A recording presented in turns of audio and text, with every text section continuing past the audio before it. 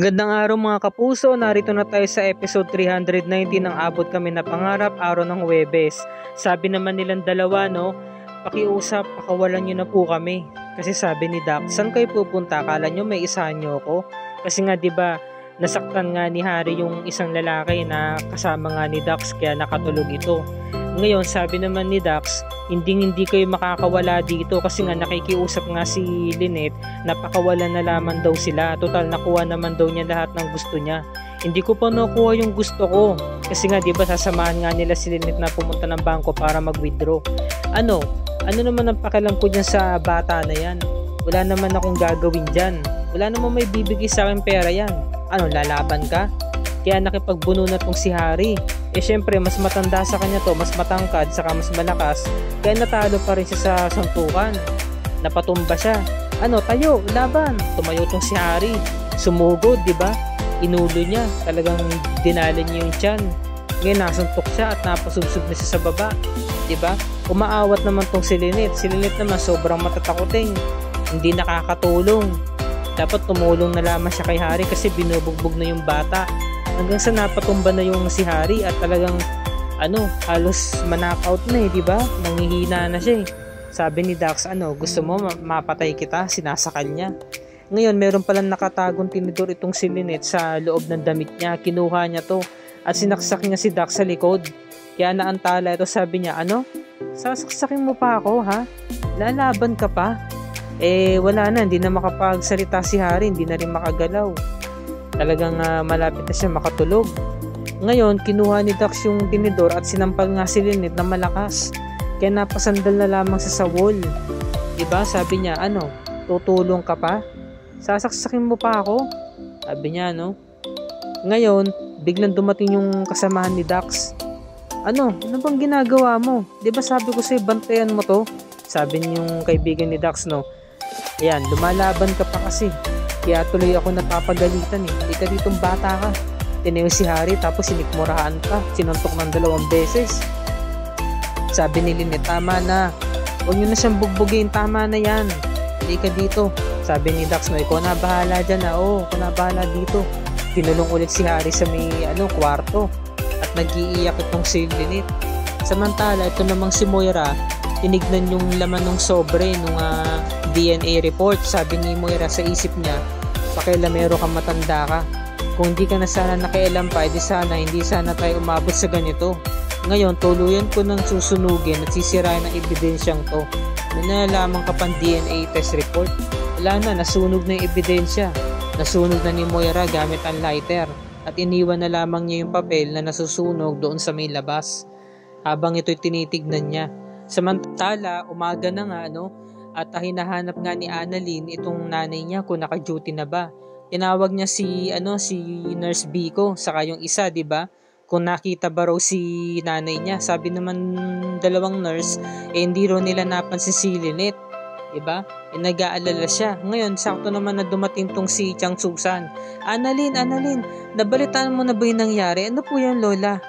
Ang nangyari pala sa lolo mo, kinidnap pala siya for ransom. Kinidnap po, napaluha na si Annalyn. Oo, at kinakailangan mapadalhan agad sila ng pera para maligtas ang lolo mo. Papunta na doon ang mga magulang mo, sabi ni Annalyn. Nasamahan ko po si tatay. Ano bang pumapasok sa isipan mo, apo? Hayaan mo nang kumilos sa mga pulis dahil trabaho nila yon na rumisponde.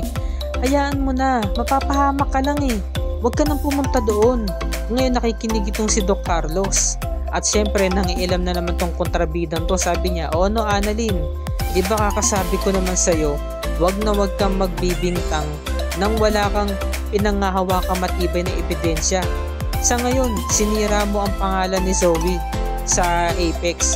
Sinira mo ang reputasyon niya dahil sa pagpapakalat ng fake news na may kinalaman siya sa pagkawala ng lolo nyo.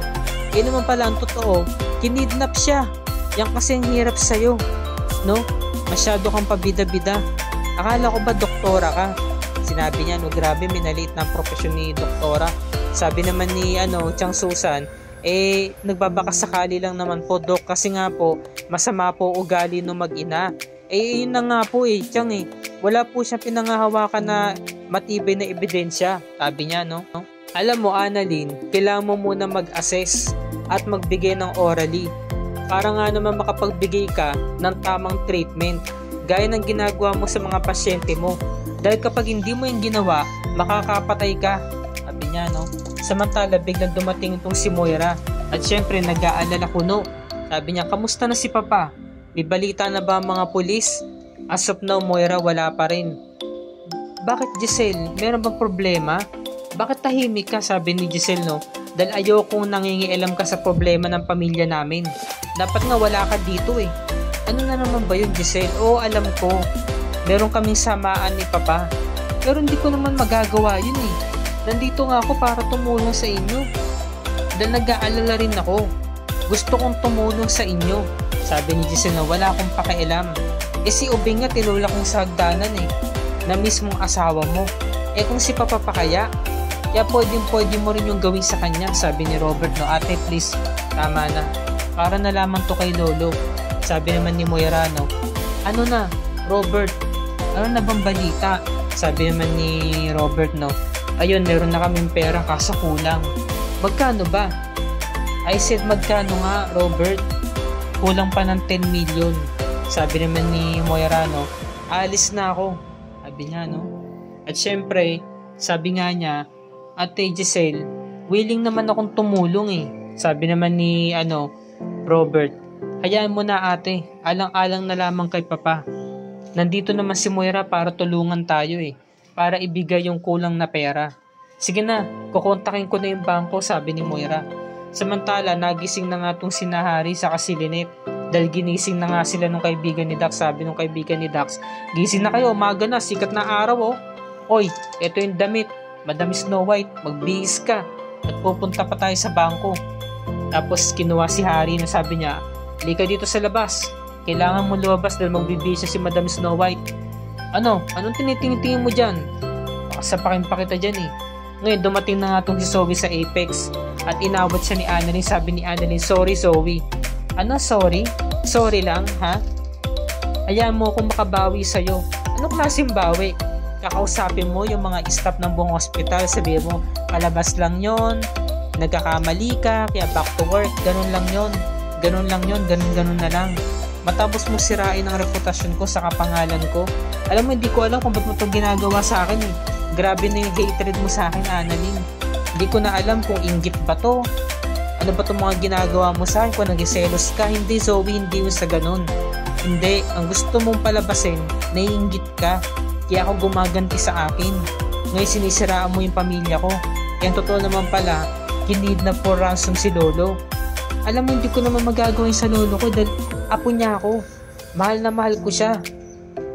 Sabi niya, no? Kaya hindi talaga ako makapaniwala. Kaya kung maaari lang, umalis ka sa harap